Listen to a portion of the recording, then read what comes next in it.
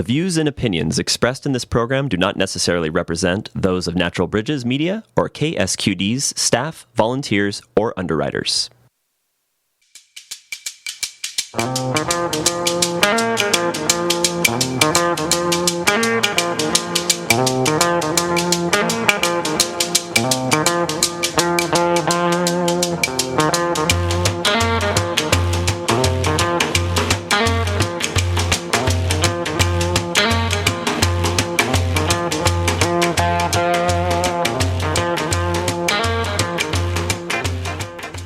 Hello and welcome to Talk of the Bay. I'm your host, Len B.A., and I am pleased to have as my guest today two of the folks who are have been involved for years, in fact, with San Francisco Mime Troupe.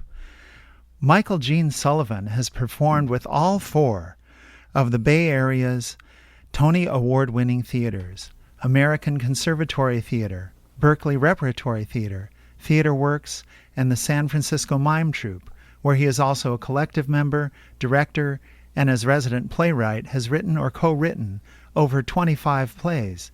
He has also worked with San Francisco Playhouse, California Shakespeare Theater, Denver Center Theater Company, Marin Theater Company, Aurora Theater Company, Magic Theater, Theater First, Lorraine Hansberry Theater, African American Shakespeare Company, and the San Francisco Shakespeare Festival. Michael is the author of the internationally produced stage adaptation of George Orwell's 1984, of the critically acclaimed The Great Con, and in 2022, Michael was awarded a Guggenheim Fellowship as a dramatist. Michael Gene Sullivan, welcome to Talk of the Bay. Good to be here. And we are expecting Keiko Shimosato Carrero to join us, and when she gets here, we will introduce her. It's great to have you here, Michael. San Francisco Mime Troupe is going to be back in Santa Cruz on this Saturday performing your latest production. Yeah. Yeah, that's going to be fun. Back to the way things were. Back. Yeah. Yeah, we're always happy to have you here. It's an amazing treat just to be able to walk into a local park and witness something really unique. Mime Troupe's been putting on free performances for over 60 years, I think. Is that right? Yep, the company is about 62 and a half years old now. Wow. Coming up on 63. Yeah, I mean, we're one of the oldest theater companies in the country. And the fact that we're one of the oldest and most radical, and we do free shows, and we're run by a collective. All of these things that normally people in corporatized America would say, none of those things should happen. They should all be marked to die. You should die. That should not have lasted. But we're still here. Yeah, and that's an amazing legacy. My big brother took me to a performance of the Mime Troupe in Berkeley, in a Berkeley park. I don't remember the name of the park, about 55 years ago when I was about to start high school. So you have an enormous legacy, and it's all, I mean, you take a lot from the Commedia dell'arte tradition, but you've grounded all this work in social justice, and you use music and satire to communicate about some really complex issues sometimes. And I'd love to dive into the past with you at some point, but to get started, can you tell us about the current production our listeners can catch this Saturday at London Nelson Park? Excuse me. I'm habituated to an old name. Back to the way things were. Well, for the last couple of years, the Mime Troupe hasn't been able to do our regular park shows. We've had to adapt in some way. And so we decided to do a radio plays. So we did these two big radio series of Tales of the Resistance 1 and Tales of Resistance 2, Persistence. And in those shows, we got to deal with a lot of different specific issues about police brutality and about technology gone rampant and about sexism in the workplace and how people are dealing with the COVID pandemic. And in second year, and the last episode of the second year, we had a pretty good idea we were going to come back into the parks this summer. And Daniel Savio and I, who are he's the composer lyricist and son of Mario Savio, he I said, look, why don't we try to do a full musical as a radio play, and we'll kind of sum up a lot of issues, because people were feeling like they were coming out of having a honey baked ham as a president, a corrupt honey baked ham at that. And being able to actually go out and see their friends and all of these different things that, maybe things aren't going to be as bad as they seem to be. And so I said, well, let's do a show, call it Back to the Way Things Were, as a radio play, dealing with people coming back out and realizing that things are still really bad. It doesn't matter if suddenly having someone in the White House who's a little smarter than the nearest stapler, having vaccines and having some kind of economic recovery doesn't mean that things are good. There are no good old days. There's no place that progressives can look back to and say, remember those days when we won? It's always been a fight. Yes. Climate change has been an issue for decade upon decade. The fight for civil rights, the fight against anti-feminism, the fight for abortion choice. All of these different things have been ongoing battles, and this is not the time to rest and to kind of take a breath and go, we got through the hard part. And so that's what I was feeling from a lot of people, was this feeling of wanting to kind of nostalgically look back to the good old days when we had a black president, and go, remember that? And, things weren't that bad. Actually, things were terrible. So I wrote the show. Daniel wrote a bunch of wonderful songs for it. And this for the radio play. And it was a half hour long. And we did that. And then as we were coming around to the summer, Daniel said, why don't we just expand that show? Because it's still a big issue. That issue of liberal nostalgia, which is incredibly damaging because it makes people let their guard down. It's like, I always think we should leave the mindless nostalgia to the reactionaries. And we need to, as progressives, keep progressing. Yeah, and they have it. They definitely hold on to that.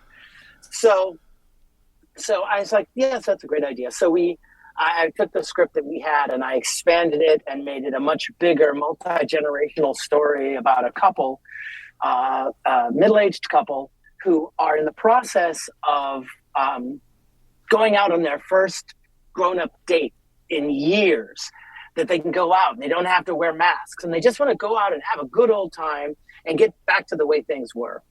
But all along the course of the day, they are reminded of that the good old days weren't that good.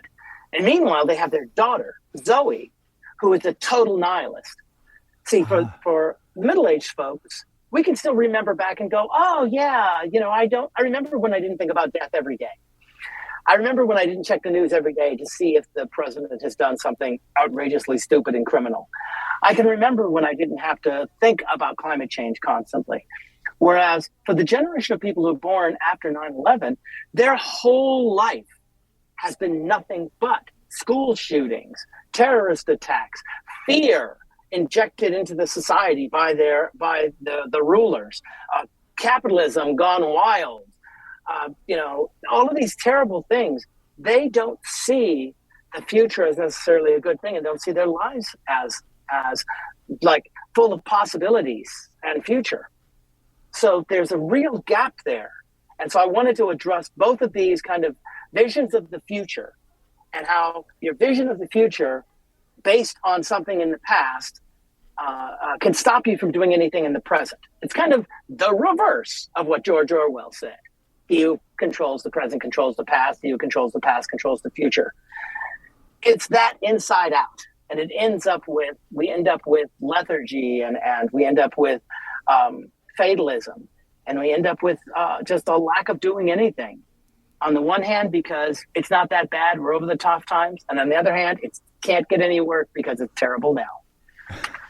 Mystical comedy. Yeah. And that's something I think almost everybody has witnessed as we come out of sort of the hibernated quality of COVID, and people are getting social contact again.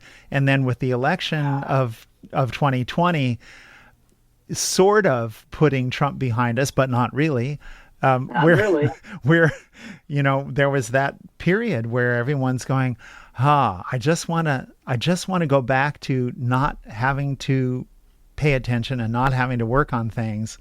And that's an understandable sentiment, but But you can't. But you can't get disconnected from reality. You got to realize where we're actually at this point. Yeah, I think that, especially like when you think about what happened with Roe v. Wade, the idea that that was settled law, and enough people had been kind of lulled into a sense of false security, and also just lied to by Supreme Court nominees, that to believe at any point that these culture wars have ended, just like the class war is, it's one side fighting that thing, there are all these things that we cannot ever relax. I think, to misquote Neil Young, reactionaries like rust never sleep. And it is incumbent upon us to constantly be vigilant, and not just to hold ground, but to progress. We have to be constantly progressive. Progressive isn't something a shirt that you put on the weekends when you go hang out with your friends at a local music festival or something. It is an everyday thing. And we have to be joyous in our fight to change the world and make it a better place. But you don't really get a break. That's why you got to enjoy the fight, because that's what you get. Right. There is no vacation. And so that was the really impetus behind the show, was to make people who feel like they're wanting to relax a little bit feel a little uncomfortable with it, and remind them of all of the issues we're dealing with and have been dealing with. Yeah, and that's a wonderful thing that you do with the Mime Troupe, is you are able to sustain that momentum in a really joyous and energetic way.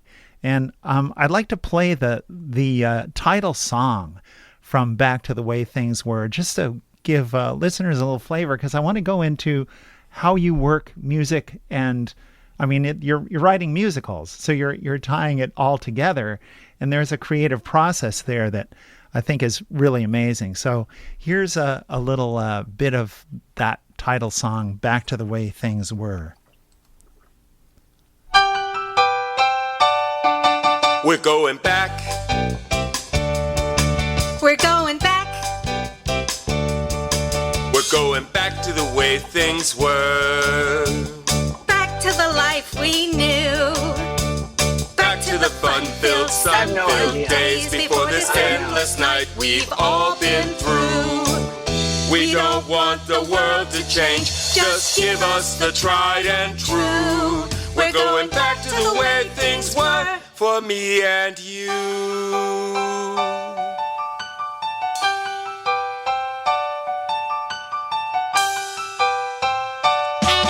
We're going back to the way things were. Back to what used to be.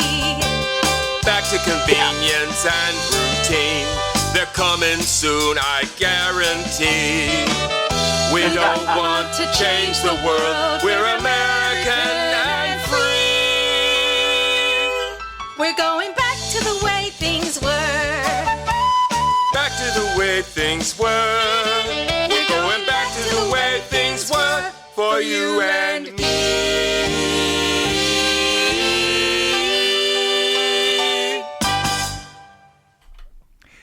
And that was the title song from the latest San Francisco Mime Troupe production that's coming to Santa Cruz this Saturday.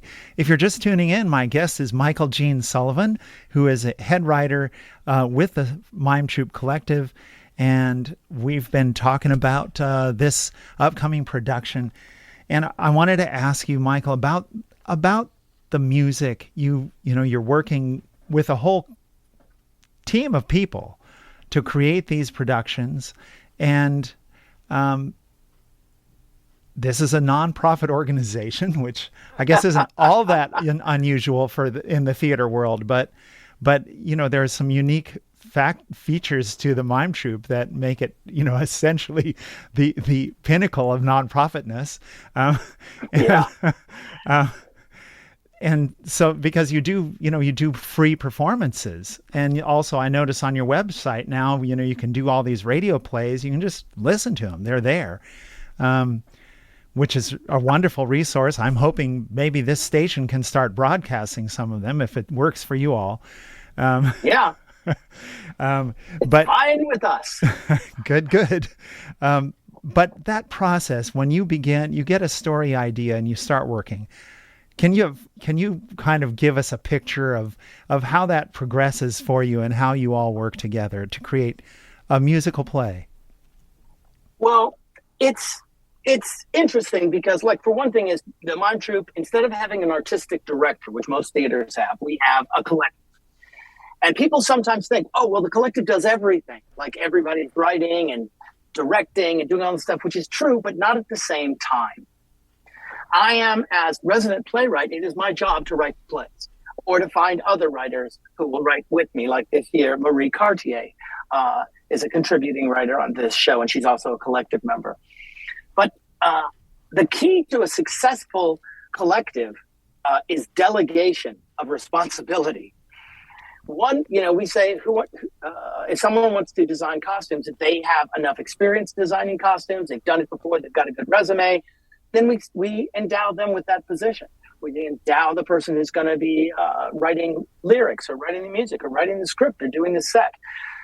You can't just jump into it and go, hey, I want to do it this year, and you've never done it before. I mean, we are a professional theater company. We have standards, and the people who are in the company know that. Somebody can't just say, I want to run sound this year. We've got a professional, Taylor Gonzalez is our sound technician and engineer. He does that. He's in the collective and he's wonderfully talented. So there's not a kind of false sense of equality in terms of people are specialists and they can do these things.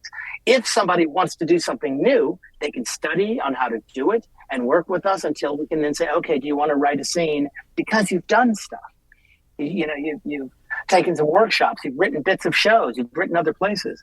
So that's, I think, really the starting point. That people get a lot of times will get that wrong. Or they'll make an assumption that it's a little more of a communist utopia than it is. It's really democratic socialism in action. We vote on everything. We have meetings all the time and we vote on things, but we endow and trust each other. If we hand something to someone and say, okay, you're going to take care of the website, you're going to take care of this, we know that person can do it, and they take that responsibility very seriously. When it comes to script ideas, anyone really can say, oh, how about this as an idea? Or how about that? What happens most of the time is I will come up with an idea, or Daniel will, or someone in the collective will come up with something, and then I'll start working on it. And then other people in the collective will say, which is also a really good issue? We should also talk about this issue. It might be like, okay, so we're going to be talking about education, but we should also talk about environmentalism. And we should also talk about not just about teacher pay, but we should also talk about the culture inside of school when it comes to harassment and it comes to racism and the privatization of schools. So all of those issues that are brought up by different collective members and brought up by members of the community, when they come to us and say, can you please include something about this in the show? I try to find a way to do a show that's broad enough without breaking it. You can't do a show on everything, right. It's got to be everything that fits into a particular story. But to be able to touch on enough things also is a reason that Mime Troupe shows can be very much about the community, as opposed to a lot of plays you'll see that are about that one family on the corner or that one woman who works for that corporation or whatever. Ours are generally about a group, but it's about the community. And the community means there are a lot of different issues that are going to be dealt with. So my job is to kind of streamline all the ideas and make sure that everything fits together to the point where I can start writing dialogue. And then I'm writing dialogue, I'm making scenarios, and I submit the scenarios to the collective, and they'll say, oh, we like this, or maybe you should have a little more of that, until I can get to a point where I've written enough dialogue that then I give it to the composer lyricist. Now, that's kind of the opposite of the way a lot of musicals happen. A lot of times musicals have a very thin book and really long songs. Yes. It's really a Sondheim musical. Nobody thinks about the guy who wrote the book for Company. He was a playwright. He wrote the dialogue. He wrote the play part of Company. Nobody ever talks about him. It's Sondheim. That's how we think of it. Musicals are all about the music, whereas in mime troupe shows, we always go back and forth between, is it a musical or is it a play with music? Because the dialogue is the driving thing in mime troupe shows. The storyline, the class conflicts are the driving thing. And then I'll hand that, however much of the script I have finished, right before we start rehearsal, to the composer lyricist, the lyricist really, who starts coming up with song ideas based on the dialogue and saying, okay, well, can I take this part of this scene or this moment and make it into a song? And so then they write lyrics for it, and then the composer, or sometimes it's the same person, starts figuring out the musical moments, and at the same time starts coming up with what we call character themes, the musical theme for individual characters. So when that person comes on, their music is playing, things like that. Sometimes those turn into songs, sometimes they don't. Then when we start rehearsal, normally I'm not done with the script. I'm normally like 3/4 of the way finished. We go into rehearsal and then we really workshop the show. A Broadway musical might get workshopped for 4 years, or at least 2 years. We do that whole process in about 2 months. Wow. Of workshopping it, changing it, writing songs, cutting songs, writing characters, cutting characters, going back and forth. When we did this show this year, while it was in rehearsal and I was writing it, I was also in performance with Ragtime at Theater Works. So I was performing Ragtime at night and writing this play in the daytime, in the break between, I rehearse the show in the morning, write in the afternoon, and then go perform Ragtime at night. And so I didn't get the last version of the script to the actors for the mime troupe until a week, not even a week, 4 days before opening. Ooh. And everybody had to memorize it. Yeah. Yeah. And they had to memorize it. And they were glad. They were happy that I had given them something. But because I had to keep working on the final scene, I couldn't figure out to bring it together. And then finally I worked out the final scene, but that meant I had to go back and rewrite a bunch of stuff in the play to make sure the final scene made sense. Right. So they were mad that I wish I could have gotten it to them a week early, but there was a bunch of stuff going on in Ragtime. We had a big COVID outbreak in the company, and that put us in a weird position. So I had to keep rehearsing Ragtime even though we had opened. So that set me behind. But we made it to opening. And so it's been, but that's basically the structure of it every year. And also in terms of writing a mime troupe show, the vast majority of the time is spent doing research. It's reading articles, reading the news 4 or 5 times a day, constantly looking at interviews. The writing of it, for me at least, if I can do enough research, the writing, I can write the play in a couple of weeks. It's the research that takes a long time. Mm-hmm. And with this show, like I said, because I was doing another show, it took me a little longer. And also, because it has a farce element to it, farces have to work like a machine. So when you get to the end of a farce, that's when you go back and you have to make sure everything has been set up. All the timing is right. A joke that might have its punchline on page 97 had to get set up on page 4, But if you get to page 97 and that's when the joke occurs to you, you're like, oh man, now I got to go back through the whole play and set this up line by line. So there are a lot of steps involved with creating any kind of play. And with the mime troupe, the audience has a certain expectations. We have expectations of ourselves, how visual it is. It's not just some people coming on stage and sitting down and talking at you. It's not a psychodrama within a family. It's got to be vast and big and epic, but comedic and musical. And, I saw my first mime troupe show when I was a kid. My father took me out, and we were not a theater going family. I don't know what made him think of it, but he was like, let's go see this. And so I saw Fact Wino versus the Moral Majority, and in like the late 70s, and it changed. And I was like, that's what I want to do for my life. At that point, I wanted to be a history teacher. But from seeing the mime troupe show, I was like, actually, I think I can do that. Not just the mime troupe, but to be able to act and sing and be silly in public and get paid to do it. And so, so hopefully we're inspiring other people. around the world in every show to change the world one musical comedy at a time. Yeah, it's amazing because you have done so many over the years, and you were talking about the the creative process and the research, like because you're dealing with reality, with real issues, and that's that makes a difference. You can't just sort of pull it out of your imagination. You got to know it. And you've got, as you said, you're creating context because you've got multiple types of people in the story who've got different circumstances. So there's another part of a song that I want to play from Back to the Way Things Were, called Would You Like Fries with That? And I wondered if I could play that real quick and just for flavor here. 1, 2, 3, 4. They treat us like nothing. They treat us like meat. We're grist for their mill, dirt under their feet. They're starving the workers while making you fat. They're burning the planet. Would you like fries with that? Well, we say no more. A revolution has begun. The pigs can take this burger job and shove it up their butt.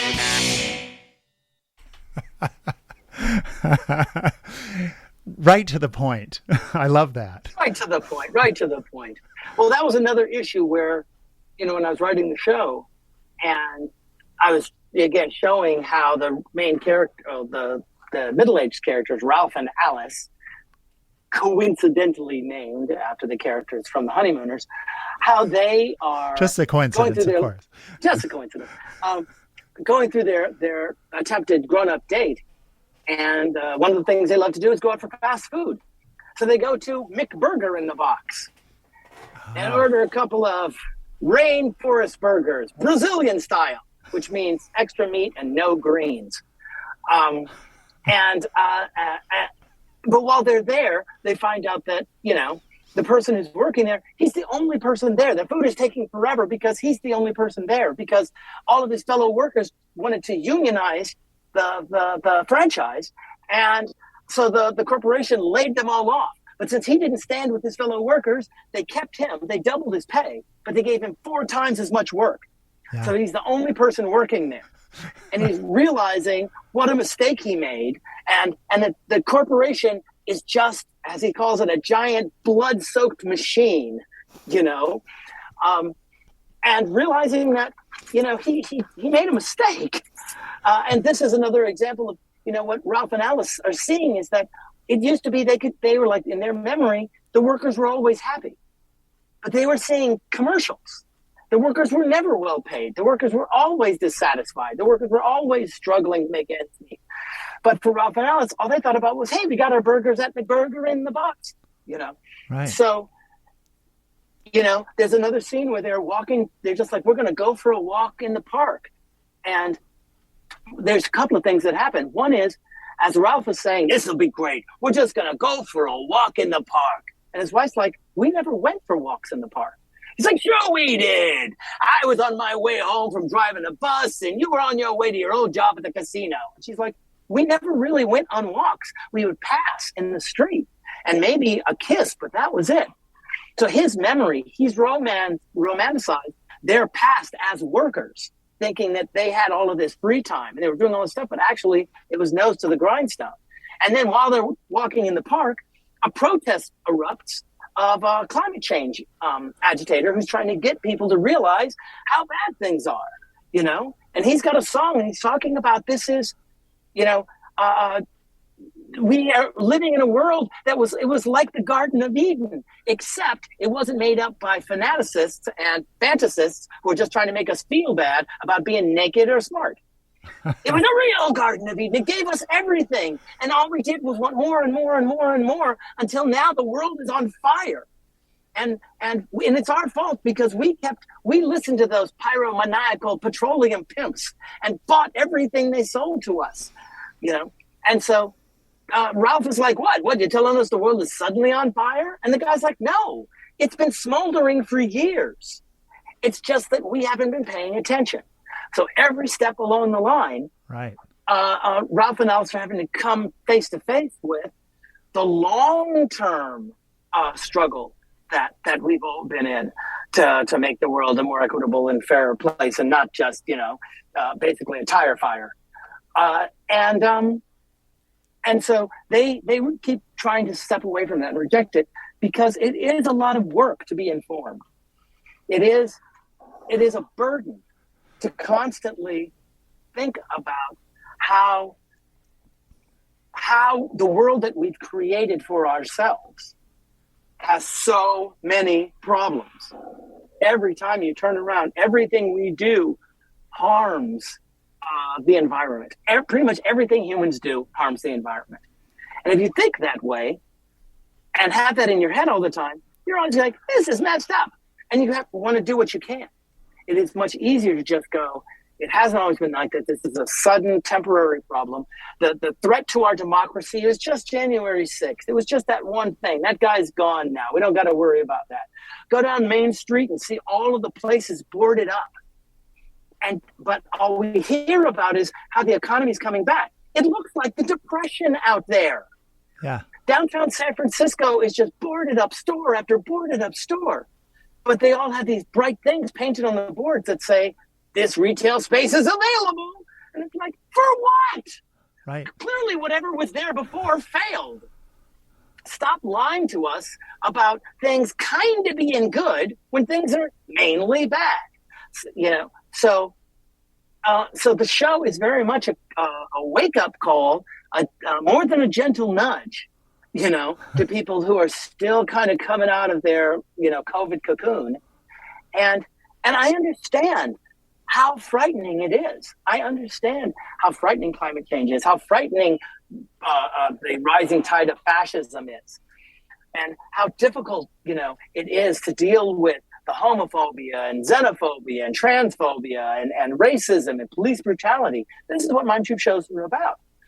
But it is our job to inspire people to continue to be part of the fight, even in the face of the propaganda that tells you things aren't that bad, the propaganda that tells you you're going to lose anyway, the propaganda that tells you it's hopeless and that the working class has no power. It is our job to always inspire people with the idea of not joining a struggle, but joining the march to inevitable victory. Yes. And there's something about being able to come to the live performance where there's a whole audience engaged in the story. You're all there together. And that there's a power in that is, we don't, there's so much isolation in this culture, if I dare call it a culture, getting opportunities for people to get together on a common theme is really a really powerful thing. And the Mime Troupe is providing an opportunity like that, and for free, and in a lot of places. And I want to get back to all the different performances you're doing and more. But we're going to take a really short break. We'll be right back with Michael Gene Sullivan of San Francisco Mime Troupe right after this. Don't touch that dial. If you're just joining us here on Talk of the Bay on the Squid, my guest is Michael Gene Sullivan. He's head writer for the San Francisco Mime Troupe Collective and a very experienced theater performer and writer. And we've been talking about their current production of and here I am slipping on the name of it, but on the current production of Back to the Way Things Were. And Michael, you have been doing these performances. You do them largely free in public spaces. And how many performances are you doing in a typical season? I mean, a typical series for a single play? That's a good question. It really depends. Like this year, we're actually doing fewer performances because we decided, because of COVID, we are not really leaving the Bay Area. Normally, we would have been doing midweek shows throughout Northern California, Southern California. We'd go all over. But there are certain rules that we have to adhere to. I mean, the company set them up in terms of COVID. Like if there's a positive COVID test in the cast, we have to replace that person. They can't be around the rest of the cast. Like right now, we are the show that happens in Santa Cruz will probably have one replacement actor in it because of a positive COVID test. We have to be very careful. Shows have been canceled all over the United States because one positive. People think, oh, it's just the flu, but if you're an actor and a singer, COVID can end your career. You know, you can end up with positive, permanent lung damage and have your career over. So we have to be very careful about that. So we're doing fewer shows this year, but normally it's somewhere between 25 and 40 shows, you know, depending on how far afield. We used to travel around the country and around the world before the United States was in its undeclared depression that we've been in for, you know, a couple of decades now. When schools, universities, and colleges had enough money to bring the mime troupe out, or we would get money from, we would work with different community organizations that they would basically pay us to come and do the show as a fundraiser for them. Ah, great. But it costs us somewhere between $20,000 to $30,000 a week to do the show because we're a professional theater company. That's another thing. People sometimes will think, oh, you guys, you all have day jobs. You're doing stuff. You're out digging ditches and working. It's like, first of all, we couldn't do that. We have to rehearse 40 hours a week. So you couldn't have another job. And then when we're performing or traveling around, you can't hold another job. So we are a union company. We have Actors Equity members in the company, in an acting company, and our stage manager. People, this is what we do for a living. Right. We finished this show. Our director, Melina Brown, who directed this show and has been in a bunch of Mime Troupe shows, she's currently in rehearsal at California Shakespeare Festival. With this show ends, I go into rehearsal for another show at SF Playhouse. Keiko Shimasato Carrero goes on to do another show. Everybody's going off to do other shows, and then hopefully they'll be available next summer for us. So the life of an artist is constantly, as soon as you get a job, you have to look for the next job. And the Mime Troupe is one of the better paying theater jobs, which of course begs the question, how the heck do we pay people considering we do the shows for free? Right. I mean, you do invite contributions, but I can't imagine that comes anywhere close to covering, you know, a very big fraction of the cost.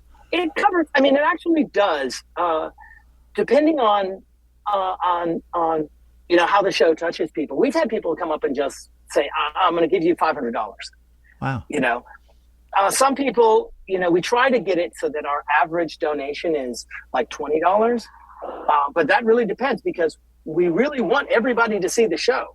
If they can only afford $1, that's all they can give us. We're more than grateful for that. And we appreciate their sacrifice if all they can afford is $1. But at the same time, there are other people who can afford a lot more. And so with them, we get money from the NEA, tax dollars at work. We get money from, you know, California Arts Council and different arts councils in the Bay Area and around the country and a few other foundations. But also, unlike a lot of theater companies, we don't have corporate sponsorship. We don't want it, and strangely, they don't want to give it to us. Right. We've always been of the opinion that you can't really, you know, criticize the capitalists while taking their money, mainly because you're going to start self-editing. You are going to start self-censoring. So when somebody says, we're giving you $100,000, you go, yay, that's going to cover like a big chunk of our costs. But then, you know, they're from Bank of America, and you have the scene about bankers being rapacious criminals who serve no purpose in society except to make everybody indebted permanently, so they have to take jobs that they can never quit, and it locks the working class into jobs that they hate. You know, typical stuff, musical comedy. Right. But you might naturally go, maybe we don't want to do this. I was in a production of A Christmas Carol once, and which is a great, actually activist show. It is an activist, not a show, it's an activist novel. Mm-hmm. You know, the story was written to change the world and be a better place. It's normally adapted into something that just makes the audience feel good about themselves because they're not Scrooge. Right. But I was in a production one time, and there's a scene where Scrooge is seeing his world without him, and he was seeing all of these other bankers, because Scrooge is a banker. People don't talk about that. That's what he does. He's a banker. And all of these mean, selfish bankers were on stage, you know, talking about how much they didn't miss him, basically. And the artistic director of the theater happened to be in rehearsal that day. And they said, Do we have to say all these bad things about bankers? I mean, bankers are good people. Now, this theater had Wells Fargo and Bank of America on their board, but Dickens wrote it like that. Right. And the writer, that particular writer of that adaptation, just looked at the artistic director and was like, yeah, we have to put this. This is what it's about.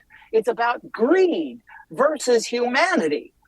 And so a lot of theaters end up in a position where that artistic director, whoever, has that kind of say. And they can go, let's just do a show about some guy who doesn't like his mom. Can't we do shows about that? Can't we do a show about two people struggling to get a condo in New York? Can we not talk about capitalism at all? Theaters will do a lot of social issues, which are important. They'll do things about racism, and they'll do sexism, and they'll do homophobia. They'll do all of these social issues that are incredibly important, but don't cost the bankers and the capitalists anything. When you start talking about capital, then suddenly there's a little pushback. There's still some wonderful shows like Sweat. There are these wonderful shows out there about the working class, but there need to be more. And the Mime Troupe, since we don't take corporate sponsorship, we are free to talk about that as much as we want. Free to talk about capital as much as people do around their kitchen tables. Mm-hmm. Great. You know, when I talk to people about the Mime Troupe who aren't familiar with reproductions, inevitably I get people saying, well, is it all mimes? Is it all silent? Could you explain the use of the term? Because there's a couple different things going on there.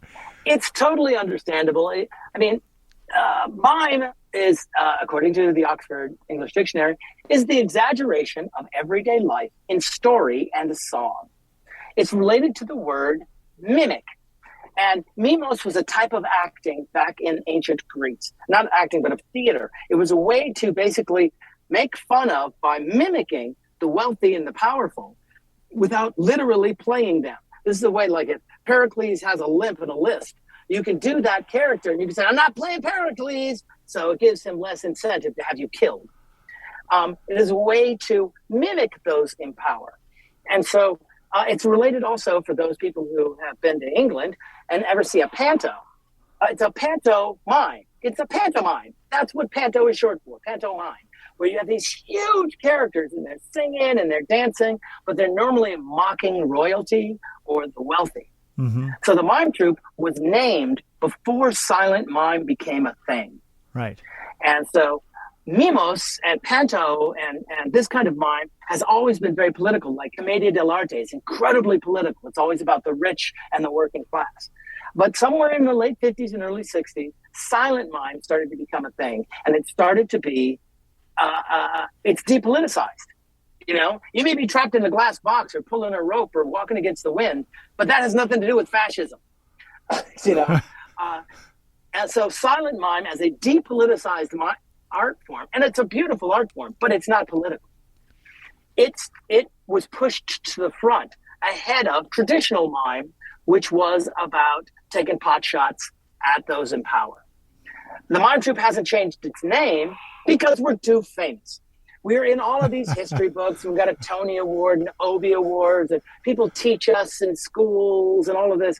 And we do periodically, we'll have a meeting at some point and go, should we change the name? And we're like, it's too late. It means that we end up being kind of an open secret. People can come and see us, and then when they tell their friends are like, I didn't know you liked mime. And they have to go, not that kind of mime. One of the things, this is where we actually benefited from the internet. As we like this show. For those people who are not in the area who can't come on Saturday, this show, Back to the Way Things Were, is available on Vimeo. Yeah, the whole thing. Yeah. Yeah, for free. You can just watch the show at home in the comfort of your own yurt. But one of the things also is that now it's easier. People can have our QR code on their phone, and if their friends mock them for being fans of silent mime, they can just hit the thing and go to the website and go, look, they're singing and dancing. This is what it's about. Right. So you don't have to be a silent mime nerd, to your friends. You could be a political mime nerd, completely different type of nerd. I love that. And as you said, it's like exaggerated Like anytime for anybody who's done theater, you get that thing from the director, no, bigger or not so big, or depending on what they're after, the exaggeration of the feeling of the the character's personality or of some particular trait that they have is part of what makes it theater, and using that in the correct context and the correct, style is what makes it work. And so, that's one of the things I appreciate. For the Mime Troupe, that combination of kind of a Brechtian style, where you're supposed to focus on the issues, not the individuals. It's what do they represent? What are the issues? And the same with Commedia. This person, they're wearing masks. This is about the issues of the show, not specifically those people. And the same with the Mime Troupe show. We want you to, understand the characters, but the show is about the issues. The show, for me, and the plays that I write, both for the Mime Troupe and other places, the play is always about the audience. It has got to be about them.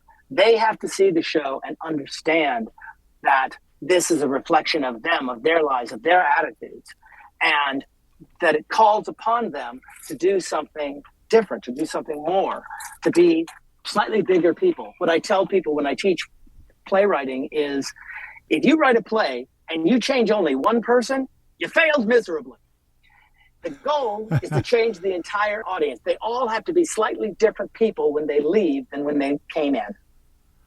Wow. Yeah, that's phenomenal. And you've been with the Mime Troupe a long time, and there's so many past productions. In 2019, before the pandemic, you did a show entitled Seeing Red, which I saw and enjoyed. And, I don't know, I'm tempted to, start asking about just specific shows and go there. Is there anything, could you talk a little bit about what the story was about? And do you think it's still relevant 3 years later?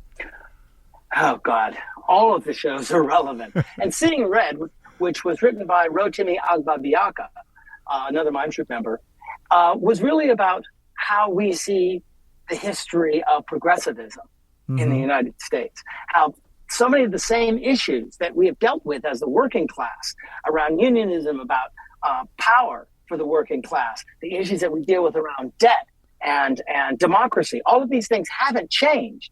It's just that back 100 years ago, there were other options. There was Eugene Debs, there was Socialist Party, Progressive Party, there were all of these other options. And that we lost all of that and forgot that it's there.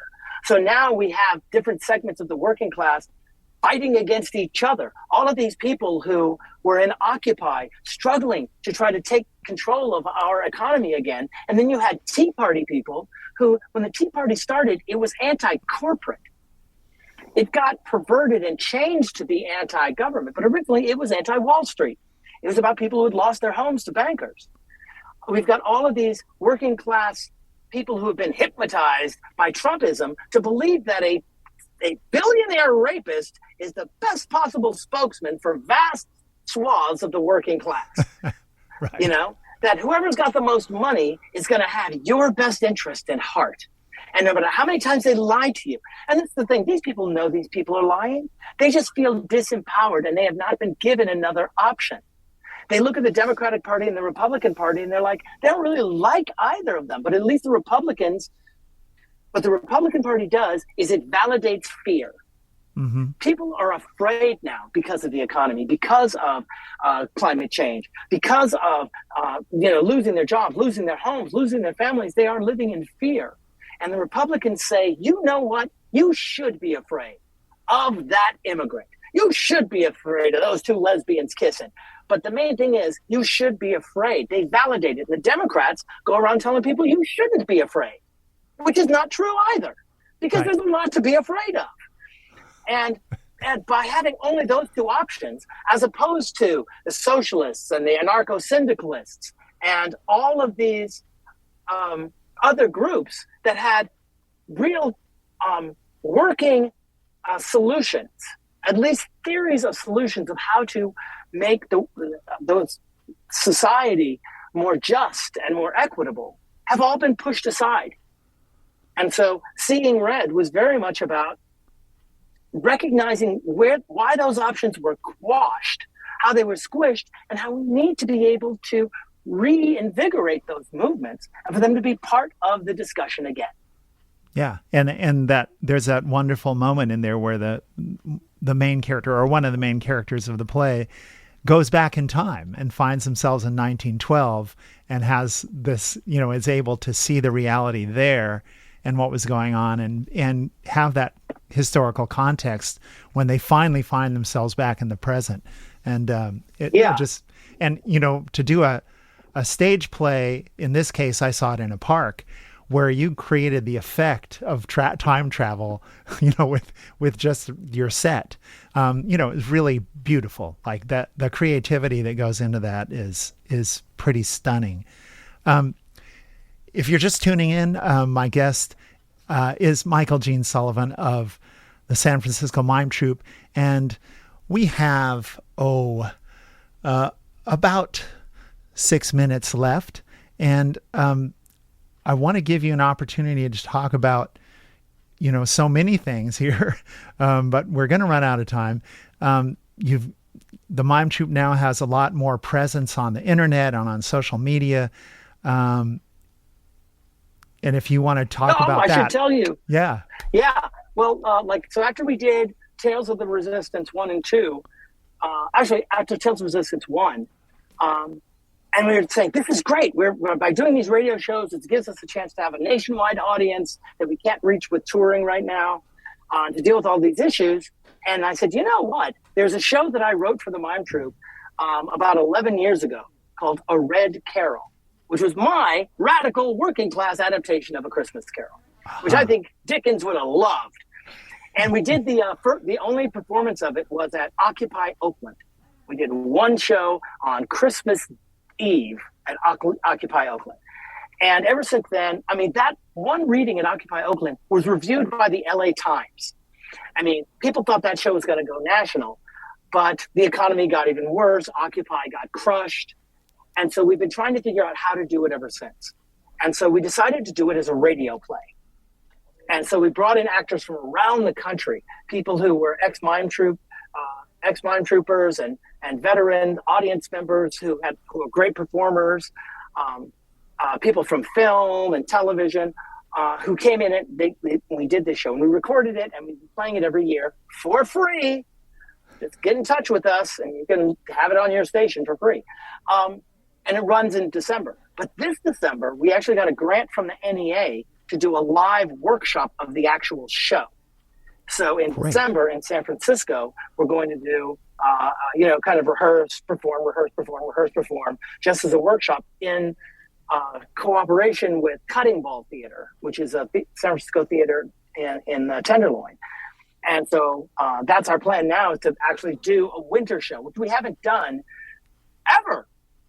We would sometimes be on tour and we would do a show that would go through October, November, and into December, but we've never really done what most people would call a holiday show, except for in our case, it's a Red Carol with a lot of all these songs from like traditional IWW songs and labor songs instead of Christmas carols, and really trying to give the audience a sense of what Dickens was trying to do and how little things have changed and how much that vision that we have of the shared humanity that we all get at Christmas, that's a Dickensian thing.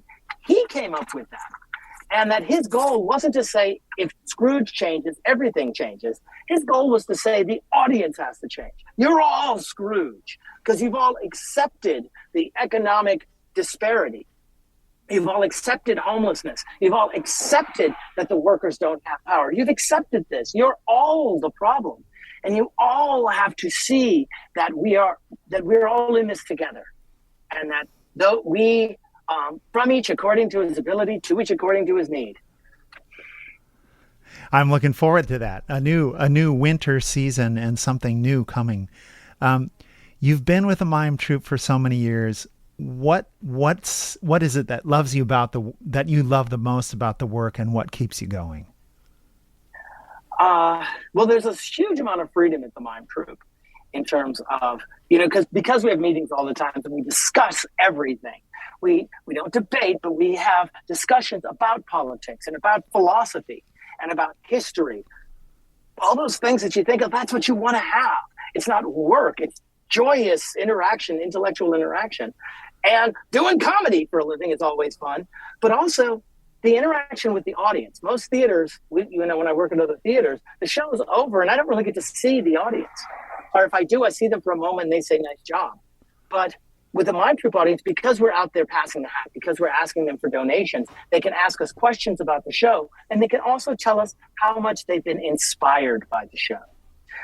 We've had teachers who say, I was ready to quit, but I watched your show and it made me realize it rekindled my passion for my job. And social workers and postmen and all of these different people would say, thank you so much for helping me see that I'm not alone, seeing the importance of my work, feeling seen by the community, and that I need to be who my true self is, which is a contributing activist part of the society. They don't say it like that. I'm a writer. That's how I. Right. Yeah. They just go, thanks for making me feel like I'm happier and I'm not dead. Yeah. But yeah, that's really the great part. It's enlivening, and that's Yes. really important these days. So thank you. I'm really looking forward to the show on Saturday. I hope I'm going to be coming from out of town to get back here in time, and I hope I make it. And Michael Gene Sullivan, it's been an incredible pleasure to have you on the show. And everybody, don't miss it. 3:00 this coming Saturday at London Nelson Center. It's going to be a great show with the San Francisco Mime Troupe. So thank you so much for being here. Thanks for having me. It's a pleasure.